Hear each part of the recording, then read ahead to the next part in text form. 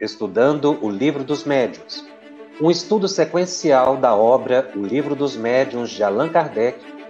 Essa é a nossa forma de transmitir esperança, conhecimento e alegria.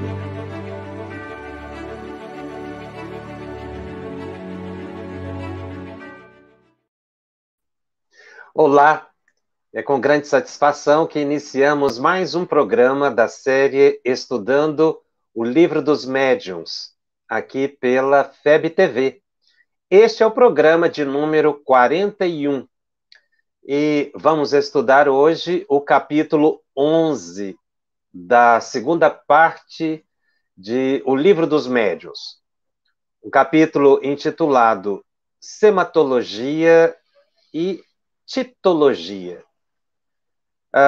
Allan Kardec, ele, na estruturação da doutrina espírita, ele buscou sempre palavras específicas, novas, para definir os fenômenos que ele estava observando ou identificando. Essa é uma atitude muito importante porque evita conflitos ou confusões com outros ramos do conhecimento.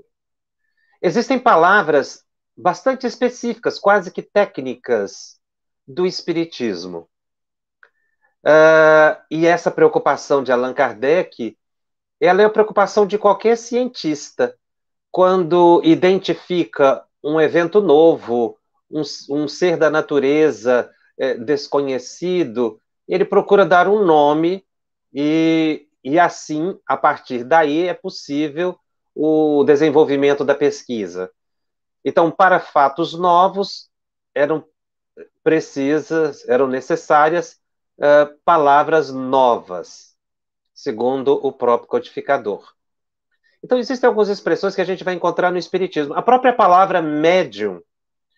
A palavra médium não era utilizada antes do Espiritismo no contexto ou com o conceito que o Espiritismo passou a adotar. Kardec utiliza a palavra médium exatamente para falar daquela pessoa que intermedia o pensamento dos espíritos. Meio, não é? Via de comunicação. A palavra médium no Espiritismo, ela tem um conceito muito próprio. Então, nós vamos falar de mediunidade após o Espiritismo, porque a palavra foi consagrada por Allan Kardec. Já a palavra reencarnação, não. Há muitas doutrinas ou culturas, não é? Você encontra a palavra reencarnação. Não no sentido que o Espiritismo dá. Há uma grande diferença da palavra reencarnação no Espiritismo e nas culturas orientais, por exemplo. Né? Mas outras palavras são bastante específicas, foram criadas pelos espíritos, cunhadas por Allan Kardec, para definir os eventos que estavam identificando. Como, por exemplo, perispírito. A palavra perispírito também foi uma criação de Allan Kardec junto com os espíritos. É uma palavra tipicamente espírita, da doutrina espírita, que você não encontra esse conceito de corpo do espírito ou fluido que reveste o espírito em outra doutrina. Né? Fluido cósmico universal também é uma designação puramente espírita, criada pelos espíritos, inspiradas provavelmente a Allan Kardec ou através da psicografia, para definir essa matéria elementar. Havia uma utilização do termo mesas dançantes, mesas girantes, para se referir ao fenômeno de comunicação através das pancadas, batidas dos pés da mesa, não é? Que é uma forma de comunicação dos espíritos, uma forma de comunicação inteligente. Então, para esse fenômeno, e para diferenciar daquilo que era o comum, o vulgar, ou seja, mesa girante, mesa dançante, mesa falante, era uma expressão coloquial e que era muitas vezes tida como brincadeira, uma coisa não séria, não científica, um passatempo. Allan Kardec buscou uma expressão que designasse esse fenômeno e a comunicação dos espíritos por meio de sinais e de pancadas. Então, ele vai utilizar a palavra sematologia e tipologia para definir esse tipo de fenômeno. A expressão, na verdade, embora publicada no Livro dos Médiuns em 1860, Kardec vai utilizá-la pela primeira vez, ou publica pela primeira vez, na Revista Espírita de janeiro de 1858. Na Revista Espírita de janeiro de 1858, Allan Kardec anota o seguinte, falando dos diferentes modos de comunicação inteligente. Ele diz que elas podem ocorrer por meios de sinais ou pela palavra escrita, psicografia, ou oralmente, através da mediunidade falante, que era a expressão que se utilizava à época, que depois passou a ser denominada de incorporação e, mais recentemente, psicofonia. Não é? Esses três seriam os meios de comunicação. Então, os sinais, por psicografia ou por psicofonia. Essa seria a comunicação direta e inteligente, segundo Allan Kardec. As comunicações por sinais constituem um grupo muito grande de possibilidades de comunicação, possibilidades de sinais.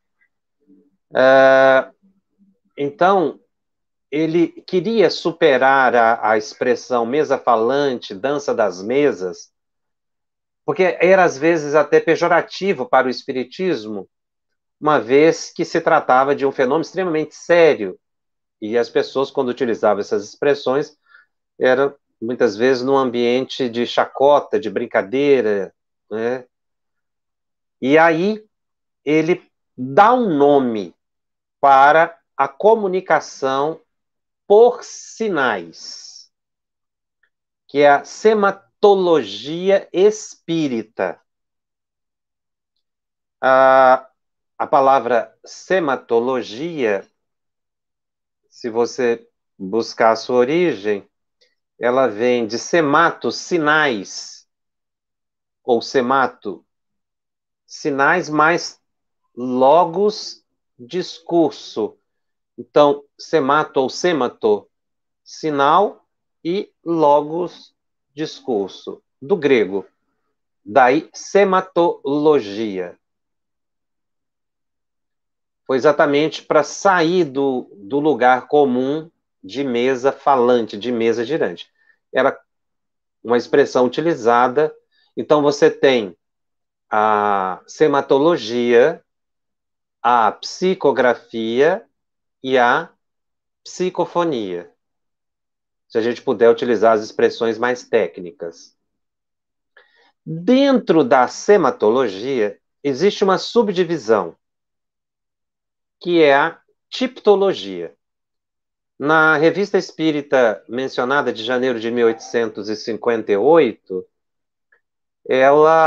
Allan Kardec explica que a palavra ela foi sugerida por ele diz, um dos nossos correspondentes. Ou seja, eram colaboradores que Kardec tinha, as pessoas comunicavam com ele através de cartas e davam sugestões também para o codificador. E aí ele recebeu essa sugestão para se designar a sematologia, especificamente no âmbito das pancadas, a palavra tiptologia. Do grego também, tipto, bater, e logia, o discurso. Então seria uma fala através de batidas. Tipto, batidas. Logia, a fala, né? Através da batida. Então são duas palavras aqui empregadas na doutrina espírita com significados mais técnicos, mais específicos, e como outras que acabaram se tornando mais populares, como eu mencionei, mediunidade, perispírito, fluido cósmico, e diversas outras palavras que nós vamos ver Kardec utilizando em toda a obra da codificação e também na revista espírita, para dar uma estrutura, um arcabouço, uma caracterização para essa ciência nova que estava surgindo, que é o Espiritismo. Então você vai encontrar palavras técnicas em todos os ramos do saber. E é muito interessante que em determinadas ciências, a palavra utilizada naquele ramo de saber tem um significado muito específico e que às vezes difere do significado do dicionário ou daquilo que as pessoas, do modo que as pessoas falam comumente. Então, às vezes a gente observa isso, trazendo para um determinado ramo do saber uma palavra utilizada num contexto, mas quando ela passa para o ambiente filosófico, científico, ela tem uma designação muito específica. E foi isso que aconteceu com a palavra sematologia e tiptologia. Foi exatamente para caracterizar um tipo de fenômeno novo, a comunicação pelos sinais, comunicação pelo sinal, sematologia. Dentro da sematologia, nós temos a tiptologia, que é o fenômeno de comunicação pelas pancadas. Essas palavras não são muito utilizadas. Por que não são muito utilizadas?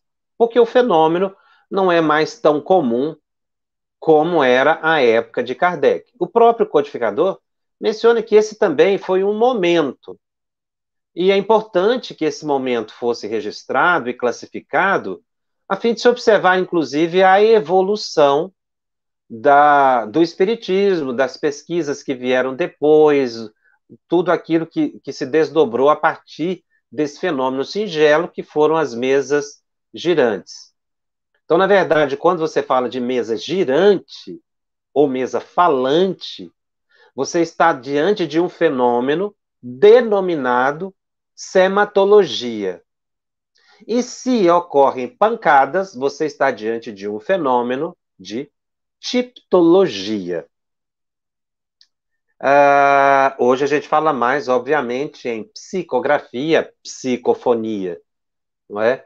Mas o fenômeno existiu e ainda existe, porque ele acontece não nas reuniões mediúnicas espíritas, mas às vezes no cotidiano dos médiuns, né?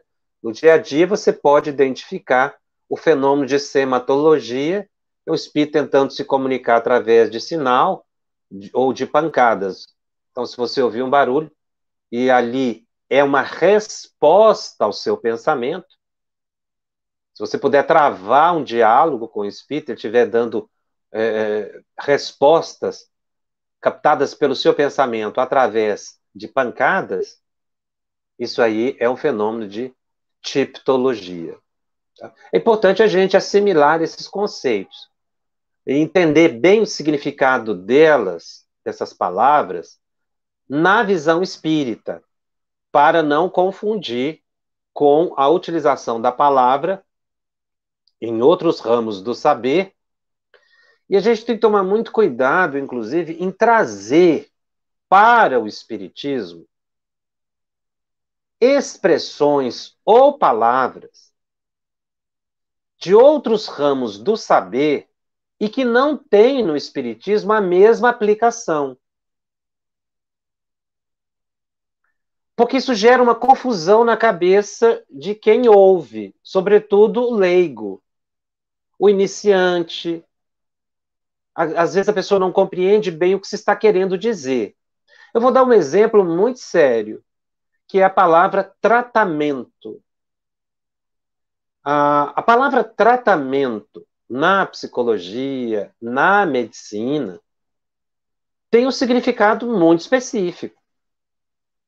A pessoa, para chegar num tratamento médico, ela passa por um diagnóstico, há uma avaliação, exames, e aí se prescreve o tratamento. Com aquele tratamento, existe um resultado que se espera. Então, a partir de um diagnóstico que o médico faz, por exemplo, ele estabelece um tratamento.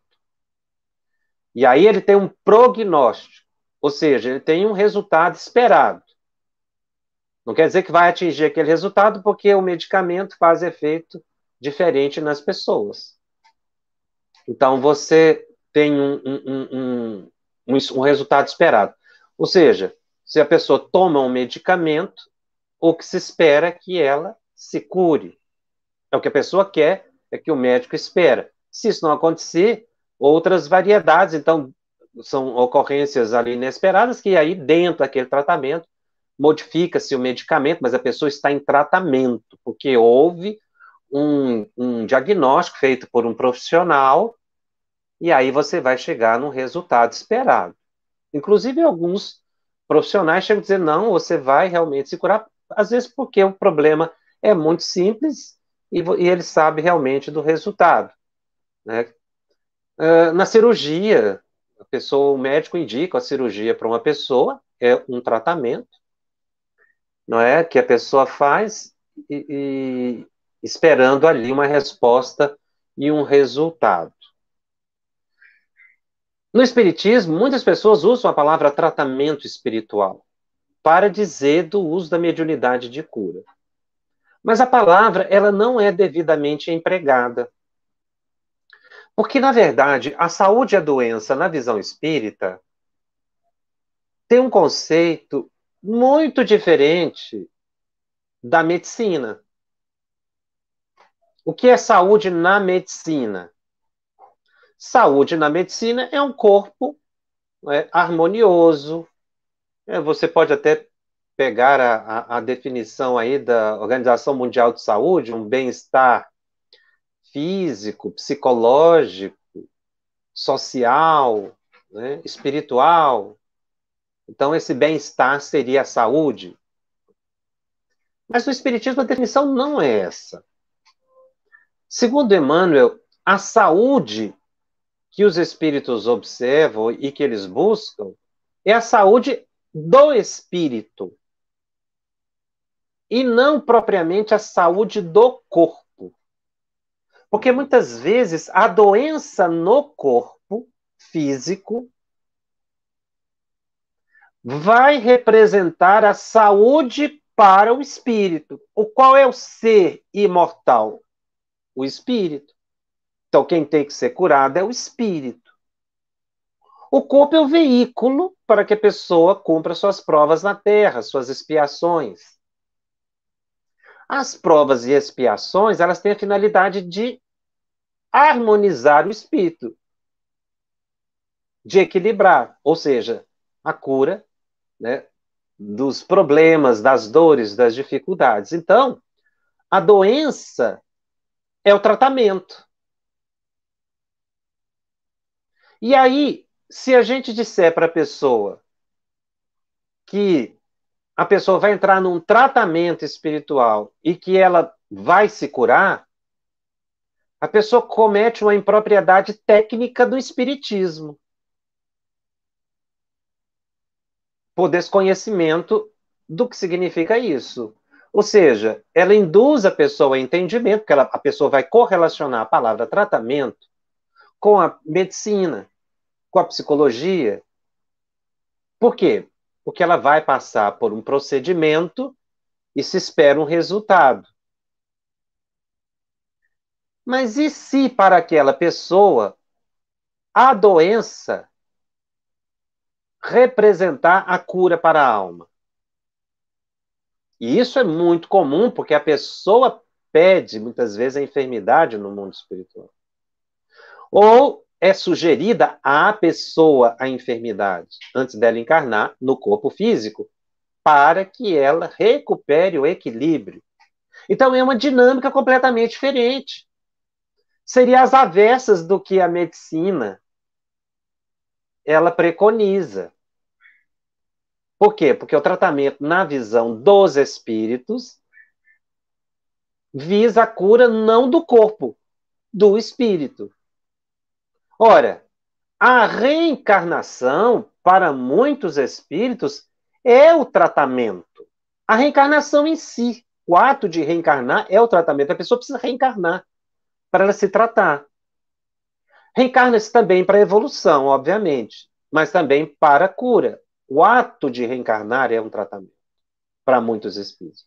E aí, nessa circunstância, a pessoa vai passar por muitas enfermidades físicas, vai passar por muitos problemas materiais, vai passar por muitas dificuldades de convivência em família. Por quê? Porque ela precisa reabilitar-se psiquicamente. A reabilitação psíquica do espírito, ela passa por um momento de reconciliação com adversários, com a ideia de quitação, ou seja, de pacificação, né? Quer dizer, a mente do espírito ela vai entender que teve a oportunidade de reparar o erro da vida passada. E tendo essa oportunidade de reparação da vida passada, de problemas, a pessoa então se reharmoniza e reharmonizada psiquicamente, isso na vida espiritual, ela vai reencarnar de novo aí já para evolução. Ela já não vai ter tanto problema, porque ela já saudou as suas dificuldades com as pessoas que ela às vezes prejudicou, ou prejudicou a si mesma, ou feriu leis divinas. Então veja, a palavra tratamento, ela não pode ser utilizada no espiritismo no sentido de levar o indivíduo à cura. Porque ninguém sabe se a cura será o resultado adequado para a pessoa. Então a pessoa vai passar a vida inteira em tratamento espiritual e não vai ter a cura. E ela vai reclamar de quem? Do espiritismo, do centro espírita, do médium. Ela não vai entender. O que a pessoa precisa saber é disso que nós estamos comentando. Ou seja, as dores e as lutas representam o processo de reequilíbrio da alma. Agora, se a pessoa tomar um passe, se a pessoa muda de vida, comportamento, psiquicamente, se ela busca a transformação moral, ela poderá, na vida física, obter a cura do corpo físico. Mas não como objetivo. Qual é o objetivo da cura no corpo físico? Para que a pessoa continue cumprindo as suas provas e expiações na Terra. Por que muitas pessoas buscam o tratamento médico? Para curar determinada dificuldade e ter uma vida saudável, mas também, às vezes, para fazer coisas que gostaria de fazer e não pode, porque a enfermidade é limitante. Então, a pessoa. Qualquer problema. Isso vai depender do caráter do indivíduo. A medicina está lá, ela não vai cogitar do que a pessoa vai fazer depois. Porque o objetivo dela é a cura do corpo. No espiritismo não é assim. Os espíritos não vão favorecer o erro da pessoa. Ou não vão desrespeitar a programação reencarnatória do indivíduo. Não é porque eles não podem, eles não devem. Isso foi combinado com a pessoa antes de reencarnar. Só que a gente esquece, né? Quando reencarna. Então vem a doença. A pessoa vai desencarnar com aquela doença. Não é porque os espíritos não têm poder para curar. Não é porque a pessoa não tem merecimento para curar. É porque aquela doença é a cura. Então veja, nesse exemplo do uso da palavra tratamento, é porque a gente traz para o espiritismo, a palavra tratamento, terapia, é outra palavra muito usada por muitas pessoas. A pessoa está num processo de terapia no centro espírita. Terapia é uma palavra própria de outros ramos científicos, que tem um significado próprio. No espiritismo não se faz terapia. Mas se a pessoa tomar passe toda semana, isso não é um tratamento? A pessoa tomando passe toda semana, ela vai fortalecendo espiritualmente.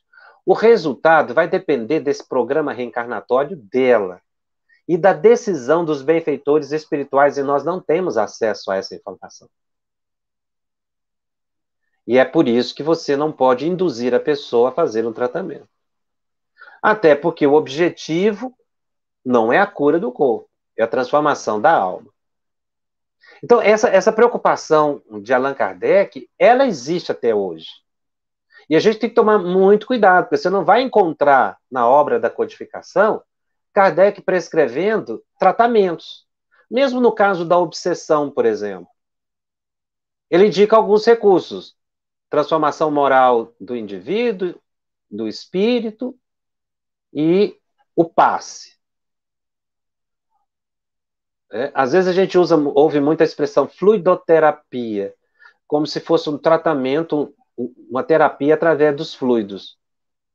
Mas é uma expressão indevida. Por quê? Porque nós não temos condição, o médium não tem condição de estabelecer uma fluidoterapia. A pessoa vai receber passes.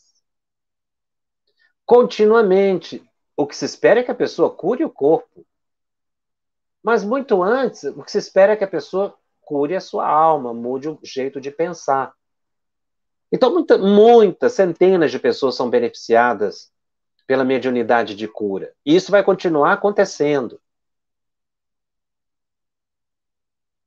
Mas para que as pessoas se transformem para o bem. Não é para voltar à vida que tinham antes. André Luiz deixa isso muito claro quando ele fala no livro Missionários da Luz sobre a questão dos passes. O passe não tem a finalidade de favorecer a pessoa para que ela volte à vida anterior, mas para que a pessoa continue, né, dando força à pessoa às suas provas na Terra. Os espíritos sempre vão nos auxiliar na cura das nossas enfermidades. Mesmo que a pessoa tenha programado uma enfermidade na vida espiritual, não quer dizer que ela não possa acabar depois que a pessoa reencarna. A pessoa fez um planejamento no mundo espiritual. Ela não criou um destino no mundo espiritual. Todo planejamento, todo projeto é modificável no seu caminho. Nós temos um projeto reencarnatório. Nós não temos um destino reencarnatório. Nós temos um projeto. Isso muda. Muda para melhor, muda para pior. Depende do indivíduo. É um projeto que se fez. Os espíritos não podem definir o futuro da pessoa. A pessoa tem livre-arbítrio quando reencarna. Então, a pessoa que programou uma enfermidade no mundo espiritual, ela pode chegar aqui e se curar perfeitamente. Eu só não posso prometer isso a ela. E nem dizer que eu vou fazer um tratamento para isso acontecer. Mas ela pode se curar, como a gente vê muitas curas espetaculares.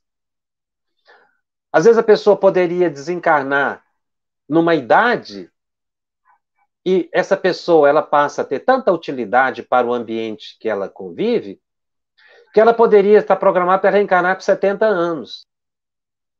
E ela acaba indo a 90 anos ou mais.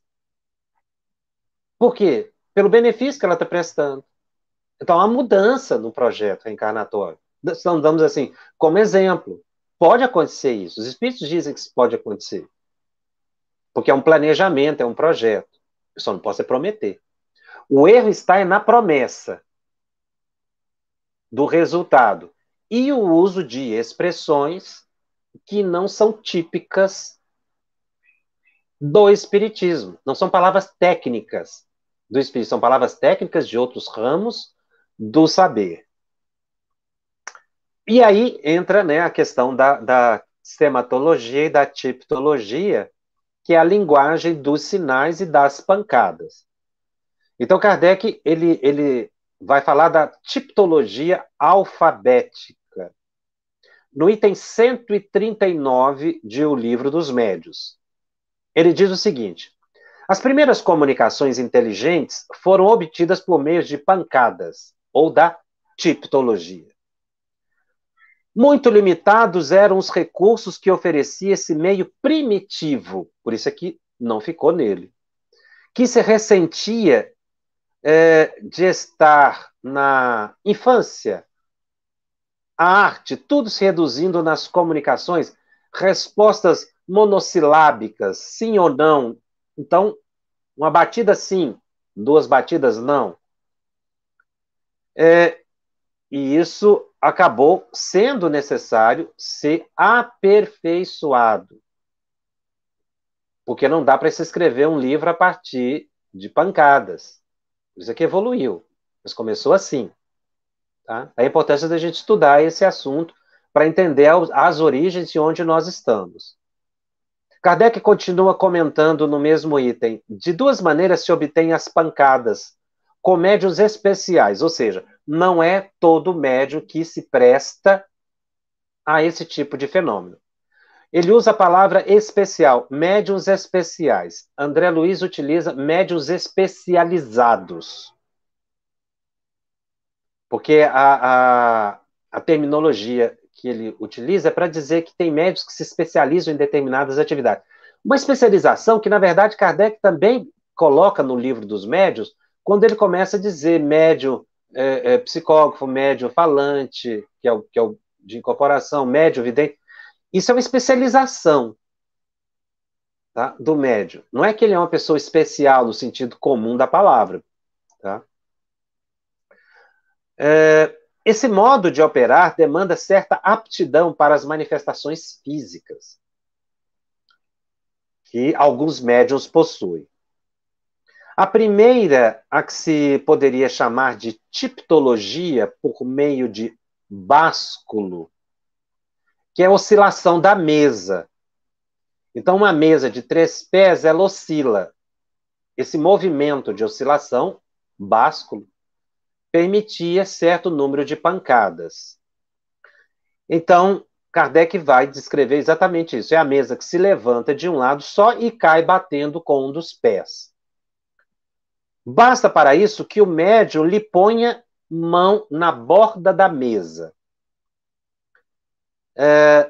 Mais tarde ele vai observar que o médium não precisa também colocar a mão na borda da mesa. Mas no primeiro momento o médium tocava na mesa. Se quiser confabular com determinado espírito, será necessário evocá-lo. Nós vamos ter um estudo específico sobre evocação, nesse sentido em que havia realmente a ideia de que você poderia confabular com certo espírito, que é o pedido mental, não é? Se o espírito vem ou não, Kardec vai dizer mais tarde que isso aí é outra questão, mas é necessário que você mentalize a entidade que você queria comunicar. E naquela época, no início, os espíritos respondiam muito prontamente, exatamente porque queria fundar a doutrina nova. No caso contrário, continua Kardec, manifesta-se o primeiro que chegue. Então, há essa ideia da defesa da evocação exatamente para não aparecer qualquer espírito. Mas naquele processo de pesquisa, isso foi muito necessário. E eles buscavam identificar, comprovar se era quem estava respondendo era a entidade mesmo, porque muitos espíritos mentirosos manifestavam. Não é? Kardec diz também que espíritos que tinham costume de se manifestar, muitas vezes não eram necessários serem evocados.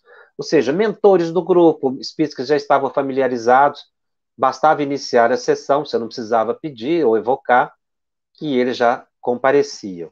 Como era o caso do Espírito São Luís, que sempre estava presente nas sessões mediúnicas da Sociedade Parisiense de Estudos Espíritas. Não precisava ficar evocando toda semana. Kardec ele tem um cuidado, nesse item 139, de descrever como é que esse fenômeno acontecia. Um registro histórico e muito importante, mas que nos remete hoje a uma análise de como o fenômeno foi tratado e como ele está na atualidade. Kardec diz: tendo convencionado, por exemplo, que uma pancada significará sim e duas pancadas não, ou vice-versa, indiferentemente, o experimentador dirigirá ao espírito as perguntas que quiser. Era assim que se fazia. Veremos adiante quais as de que cumpre se abstenha. Nós vamos ter um capítulo em que Kardec diz quais perguntas não devem ser feitas aos espíritos, ou são inconvenientes, porque não tem como ser respondidas, ou não devem ser respondidas. Uma delas, por exemplo, é se perguntar para o espírito quando é que a pessoa vai desencarnar. Eles não dizem, muitos não sabem. O inconveniente está na brevidade das respostas, que esse tipo de processo de pancada, né? As respostas têm que ser curtas, e na dificuldade de formular a pergunta de modo a dar lugar a um sim. Então, sim, não, é uma forma muito básica, primitiva de comunicação. Suponhamos que se pergunte ao espírito: que desejas? Ele não poderá responder senão com uma frase, não dá para ele responder sim ou não. Será preciso, então, desejas isso? Não. Desejas aquilo? Sim. E assim por diante. Ou seja, fica muito difícil elaborar perguntas e obter respostas, não é? Satisfatórias. No item 140 de O Livro dos Médiuns, Kardec continua comentando. É de notar-se que quando se emprega esse meio, o espírito usa também uma espécie de mímica e exprime a energia da afirmação ou da negação na força das pancadas. Ele vai explicar aqui que você faz a pergunta, ou fazia-se a pergunta. Se o espírito não ficasse satisfeito com a pergunta, ele dava uma pancada mais violenta na mesa. Ou os movimentos da mesa eram mais bruscos. Ali estava, por isso, sinais, né? Não era propriamente uma resposta, era um sinal da estematologia. Então, ele poderia expressar cólera, impaciência, ou às vezes jogando a mesa aos pés de uma pessoa, quebrando a mesa, ou às vezes a mesa também ela tinha movimentos delicados. Uma mesa de 3 pés, por exemplo, levantava suavemente e apontava a uma pessoa sem tocar na pessoa, como se fosse um movimento amável, delicado, né? Às vezes saudando as pessoas no início da reunião. Então aí eles identificavam que poderia ser um espírito mais elevado ou espírito inferior, dependendo dos sinais que dava. Então veja que isso era uma forma muito difícil realmente de comunicar. Às vezes os espíritos queriam dirigir-se a uma determinada pessoa, então a mesa flutuava levemente, suavemente em direção àquela pessoa e ficava parada naquela pessoa, diante da pessoa, de um dos assistentes da reunião. E aí se fazia uma pergunta e se tentava uma resposta. Então, a mesa poderia, não é, ser conduzida pelo espírito suavemente, mostrando que o espírito gostava da pessoa. Às vezes a mesa também caminhava de forma violenta, assustar a pessoa, dizendo que o espírito não estava satisfeito com a presença da pessoa, que era um espírito inferior, porque ali tinha todo tipo de espírito, né, naquelas sessões. Então, dependendo do jeito que a mesa caminhava, as pessoas avaliavam se era um espírito elevado, se era um espírito mais calmo. Nós vamos descobrir depois, ou já discutimos isso no passado, em reunião em os programas anteriores, que espíritos que se prestam a esse tipo de atividade são espíritos inferiores, não necessariamente maus, mas não superiores. Então, é desses sinais, né, que Kardec está falando, que aí ele vai utilizar a palavra sematologia para sinais mais suaves, mais bruscos, do movimento, quer dizer, o espírito imprimia esse movimento à mesa, ou tipologia, que é a linguagem das pancadas. E ele dá um exemplo muito curioso. Ele diz que um dia, na sua sala de visitas, onde muitas pessoas ocupavam com manifestações, o senhor do nosso conhecimento recebeu uma carta nossa. Então, Kardec escreveu uma carta para um amigo. E o amigo abriu a carta, descreve Kardec, e leu a carta. Quando ele observou, tinha uma mesa, na casa dessa pessoa, não de Kardec, do amigo, né, de Kardec, uma mesa se levantou e se postou ao lado da pessoa que estava lendo a carta. E aí ele, para ver o que aquela mesa pretendia, o espírito, né, que estava conduzindo a mesa, ele levou a carta até o outro lado da sala. E a mesa foi flutuando com ele até o outro lado da sala e ficou perto da carta. Isso não foi coincidência, obviamente, não é? O destinatário viu que ali tinha um espírito que pretendia comunicar-se com ele. Naquela época, todo espírito que se comunicava, sobretudo os espíritos mais simpáticos, calmos, eram chamados de espíritos familiares. É uma expressão que Kardec utiliza aqui nesse capítulo, nesse item, dizendo que essa pessoa verificou que era um espírito familiar. Não quer dizer que era um espírito da família da pessoa, mas era um espírito amigo. Depois essa palavra espírito familiar foi substituída, tá? Para exatamente designar os demais espíritos, de preferência pelo nome, ou então espírito protetor, anjo guardião, um espírito amigo, um espírito simpático, um espírito realmente da família. Mas no início falava-se muito espírito familiar. E aí esse amigo comunica com Kardec o que aconteceu quando ele lia a carta de Kardec. E Kardec levou essa consulta à reunião que ele participava. E o Espírito disse o seguinte: é natural que eu visite as pessoas com que te achas em relação, a fim de poder, se for preciso, dar-te, assim como a elas, avisos necessários. Essa frase aqui, ela é extremamente interessante. Olha o que o Espírito disse a Allan Kardec. Quando Kardec se comunicava com uma pessoa ou com um grupo, mandava uma carta ou recebia uma carta, enfim, quando ele relacionava com o grupo, tinham espíritos que supervisionavam esse contato de Kardec. Para quê? Para comunicar a Allan Kardec, através, naturalmente, de médiuns ou pela intuição, e também dar avisos à pessoa que tinha lido a carta. Olha que logística excepcional que os espíritos organizaram em torno de Allan Kardec. Então, devia ter dezenas de espíritos ali articulados para acompanhar essas cartas. Então, Kardec mandava uma carta e o espírito ia lá observar se a pessoa tinha entendido a carta, qual era a expectativa, o resultado, porque era uma doutrina nascente. Então, isso aqui mostra que teve toda uma supervisão superior de uma equipe muito grande, coordenada pelo Espírito de Verdade, que ladeou Allan Kardec e chegava a acompanhar até mesmo as mensagens. É por isso que Kardec recebia espontaneamente mensagens de grupos distantes que tratava de assuntos que ele estava pesquisando e buscando resposta. De repente ele recebia uma carta, quando ele abria a carta, ele diz isso. Lá tinha a resposta que ele estava procurando. Espontaneamente. Não era espontâneo. Espontâneo na nossa dimensão, né? Isso era totalmente articulado.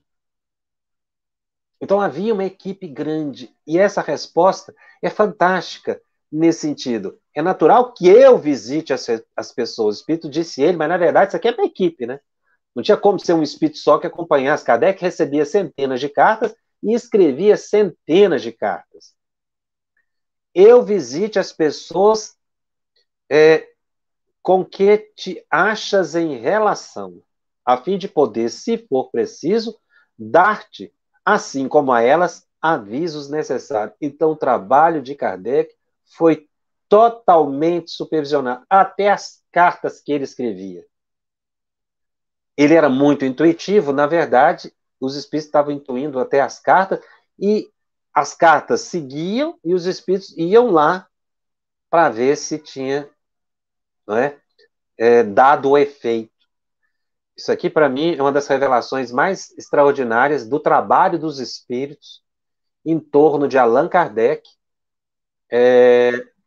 durante o período da codificação. Uma supervisão, assim, chegaram a detalhes, acompanhar até as cartas.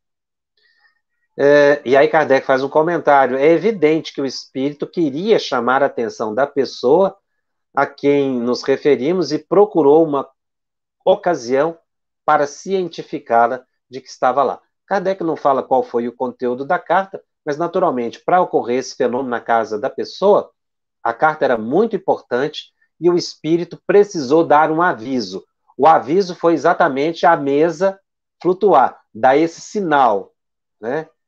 Aqui ele está descrevendo um fenômeno de sematologia, de sinal, ou seja, a pessoa leu a carta e o espírito foi lá, talvez esse movimento confirmasse para a pessoa que aquele conteúdo de Kardec era verdadeiro, foi um sinal. Não, isso aí é uma ilação nossa, porque a gente não sabe qual foi o conteúdo da carta. Não demorou, no item 141, diz Allan Kardec, que a tipologia se aperfeiçoasse. Aí eles saíram do sim e do não e criaram alfabetos. Daí surgiu a expressão tipologia alfabética. Então, eles colocaram letras. Em alguns casos, a mesa se movimentava em direção à letra. Mas eles criaram um sistema muito interessante. Eles colocaram uma mesa de 3 pés, uma quantidade de letras do alfabeto. No outro pé da mesa, a continuidade, na terceiro pé, colocaram ali, distribuíram nos 3 pés todo o alfabeto. Então, o espírito não precisaria bater 23 vezes para chegar numa letra. Bastava ele bater 4 vezes, que era a quantidade de letras, ou primeira, segunda, terceira letra. E aí ficava uma pessoa em cada pé da mesa, não é? Então, para anotar as letras, vamos supor que num pé tivesse A, B, C, D. E o espírito batia uma vez, era A. 2 vezes B. E a pessoa, então, ia anotando aquela letra. Aí o espírito usava o outro pé, batia lá uma vez ou duas, eram outras letras. Aí depois juntava aquilo tudo para ver as palavras que surgiam. Então uma quarta pessoa ia anotando e formando as frases. Isso foi muito complexo, muito demorado.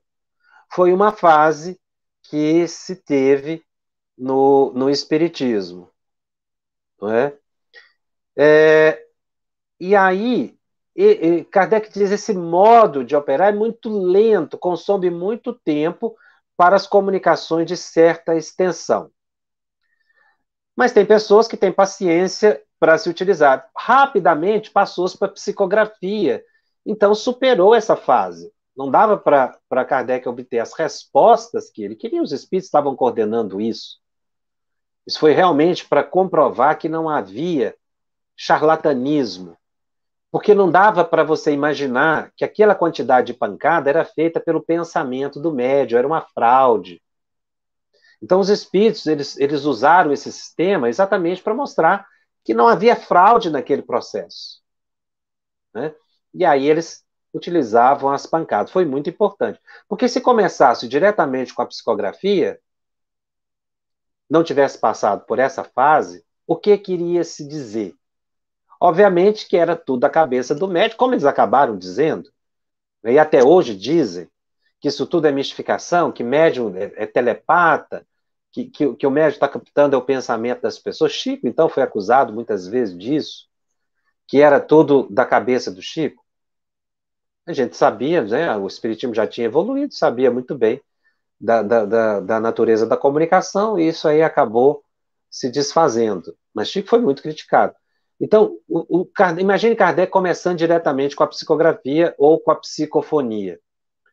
O evento da tipologia alfabética foi importante exatamente para sedimentar a confiança, a credibilidade naquele fenômeno. Na Revista Espírita de outubro de 1864, veja, depois que Kardec publicou o Livro dos Médiuns. No Livro dos Médiuns ele disse que o fenômeno era lento, como nós acabamos de ler.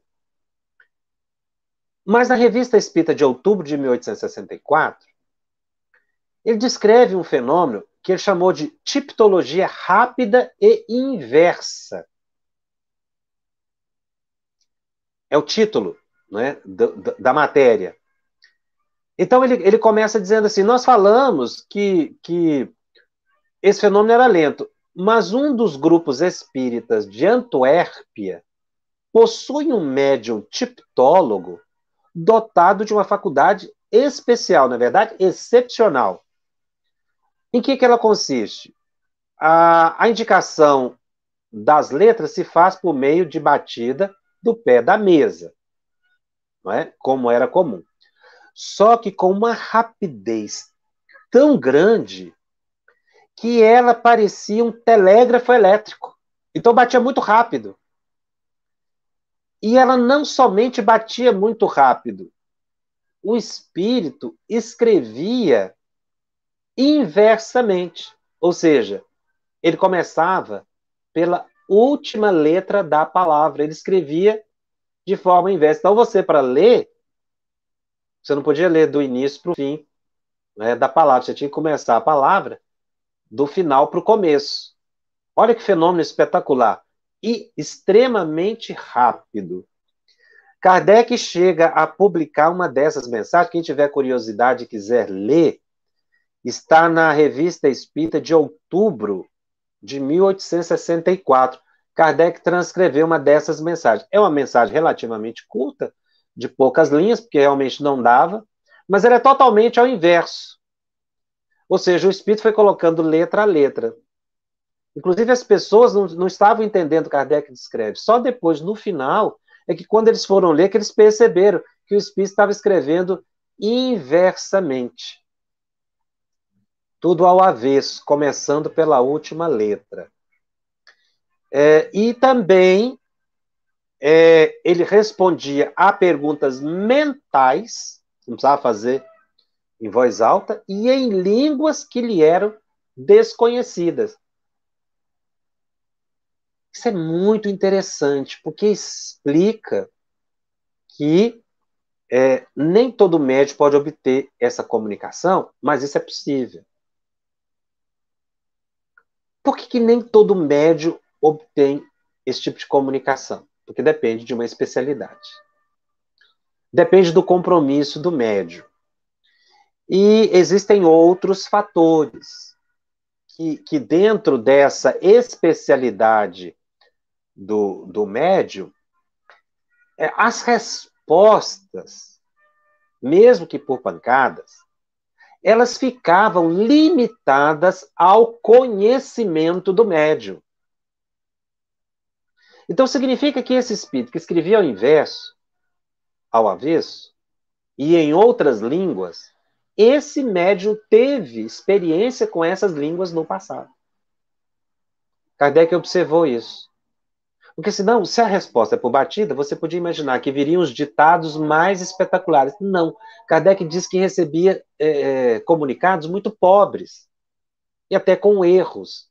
De onde vinha isso? É porque o médium não oferecia muitas condições intelectuais.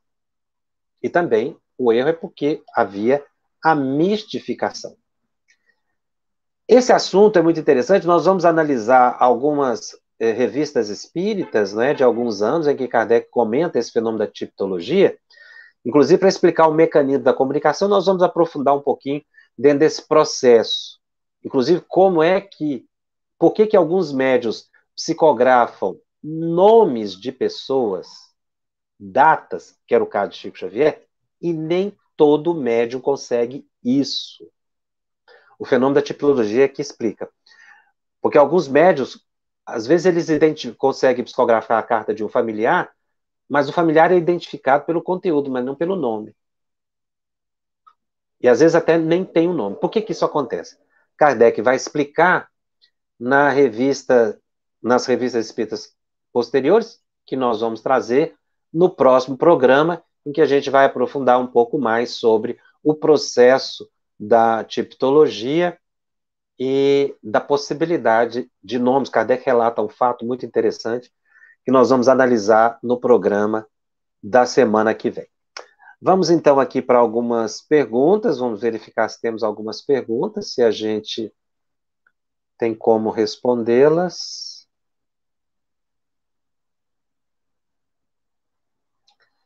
Vamos ver se tem algumas perguntas relacionadas ao programa. Quando a pergunta não for relacionada ao programa e não der tempo de responder, acesse o Telegram, que já está aberto, coloque lá a sua pergunta, que a gente vai responder também, tá? A Vera Fialho coloca o tema que nós colocamos, é um tema delicado esse mesmo. A casa espírita que frequento, pergunta ela, realiza a fluidoterapia, a qual chamamos de tratamento. Qual seria o termo mais adequado para essa dinâmica? Passe. No centro, aplica-se o passe, regularmente. Essa é a expressão espírita. Essa é a expressão técnica. O que, que vocês fazem lá, na verdade? Aplicam o passe num exercício legítimo de mediunidade de cura. É isso que acontece. Simples. Por que não pode dizer que é uma fluidoterapia? Porque fluidoterapia é se vocês conseguissem pegar o fluido e realmente dosar para a pessoa naquela quantidade que ela precisa. Isso é terapia. Isso é feito, mas não pelos médiuns, pelos espíritos. E a gente não sabe como eles fazem isso, quanto que eles fazem isso por cada pessoa, né? Você sabe que eles fazem, mas isso é individual de cada pessoa. Eles é que decidem. Então, eles são os terapeutas. Podemos dizer assim, os espíritos são os terapeutas. Tem espíritos terapeutas, espíritos médicos, espíritos enfermeiros, espíritos psicólogos, são os terapeutas. Mas nós não podemos trazer isso para o plano físico, porque nós não sabemos que terapia que eles estão fazendo. De repente, a terapia que eles estão fazendo é para desencarnar a pessoa. Quantas vezes a gente não viu uma pessoa que estava entre desencarna e não desencarna? Não tinha mais corpo. Não tinha mais corpo. Porque o corpo vai definhando de tal modo que a pessoa não tem como. E aí ela recebe um passe. E o que acontece com ela? Ela se cura, ou seja, ela desencarna. Por quê? Porque ela sai daquele estado. Aí, se você fala que é uma fluidoterapia que vai curar a pessoa, você espera que a pessoa saia daquela situação. Você vai aplicar um passe, a pessoa desencarna. E aí? Ela curou ou não curou? Curou? Não é? Tem muitos relatos assim. Então, a terapia pode dar o efeito exatamente o contrário. Nós não estamos querendo fazer graça e nem exagerar, dizer que passa e desencarna as pessoas. Não é isso. É porque chegou o momento da desencarnação da pessoa e, às vezes, aquele passe ajudou a desfazer aquelas ligações que a pessoa teve ou reforçou através do ectoplasma, né, que é emitido pelo passe do fluido vital, para que os benfeitores espirituais pudessem proceder ao desligamento da pessoa do corpo. E nem chamar de tratamento, porque foi aquilo que eu falei, tratamento implica em diagnóstico, numa terapia específica e num prognóstico. Eu não sou daqueles que briga por expressões não, tá, meus irmãos? Nem critico expressões. Deixar isso muito claro. Nós estamos analisando, quem quiser utilizar, continuar usando a expressão fluidoterapia ou tratamento, isso é disposição própria. Nós estamos aqui num estudo técnico, científico, na visão espírita. O que realmente está acontecendo?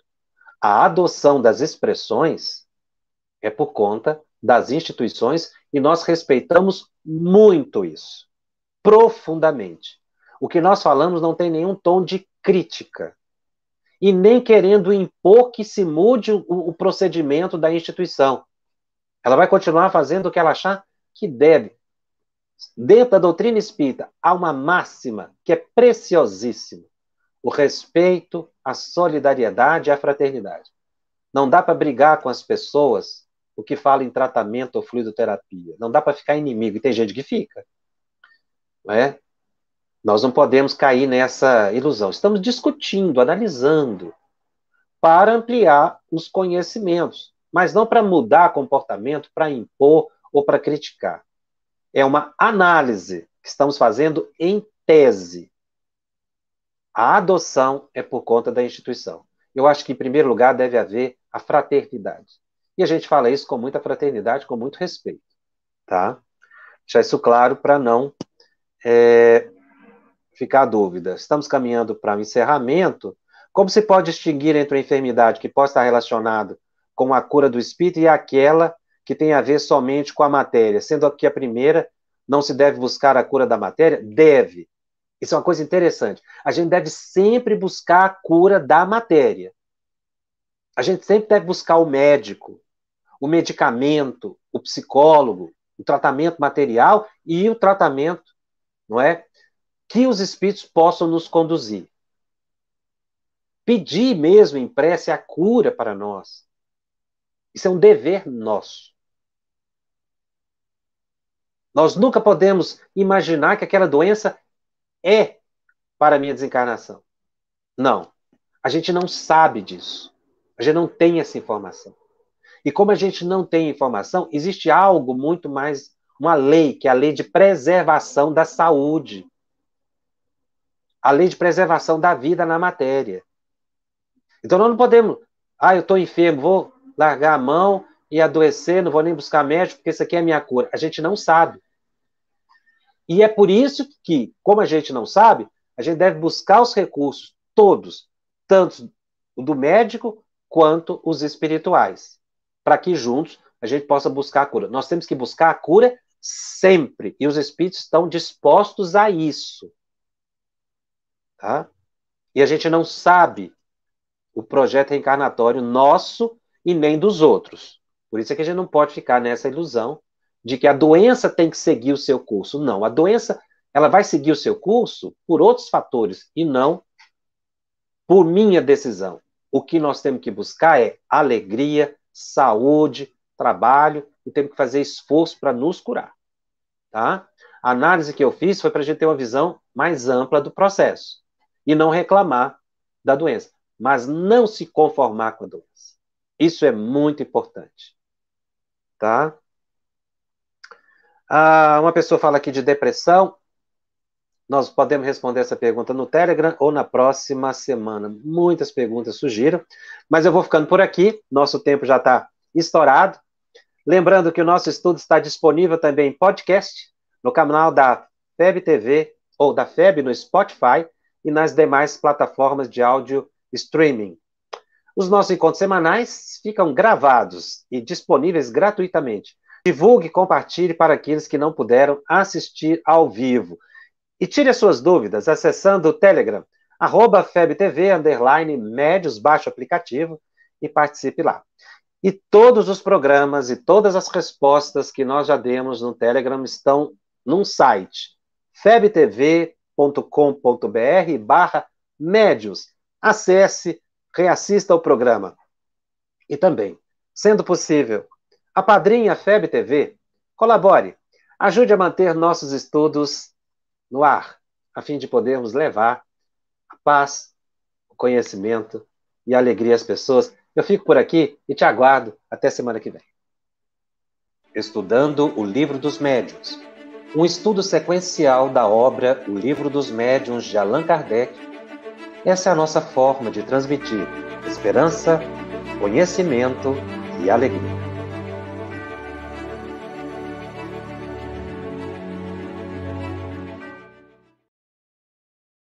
Você que colaborou conosco, a gratidão. Você que ainda não colaborou, tem a oportunidade de colaborar com a FEB TV para que ela cumpra a sua missão, que é divulgar o bem, que é divulgar a esperança, que é divulgar o Cristo através do Espiritismo. Muito obrigado a cada um de vocês. Nós agradecemos de coração.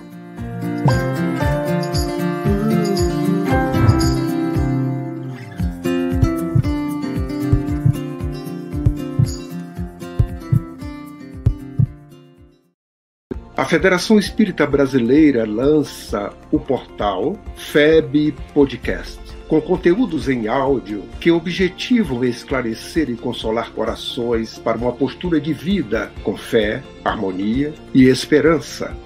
Diretamente dos estúdios da Federação Espírita Brasileira, está começando o podcast Espiritismo em Pauta. Você está ouvindo o podcast Estudando o Livro dos Espíritos. Olá, eu sou o Thiago Toledo e você está ouvindo o podcast do Cidadão do Universo. Você está ouvindo o podcast do Entre Dois Mundos. Você está ouvindo o podcast do Gostinho de Leitura. Estudando o Livro dos Médiuns. Olá, eu sou a Marina Miranda e você está ouvindo o podcast Minha Nada Mole Encarnação. Essa é a nossa forma de transmitir esperança, conhecimento e alegria.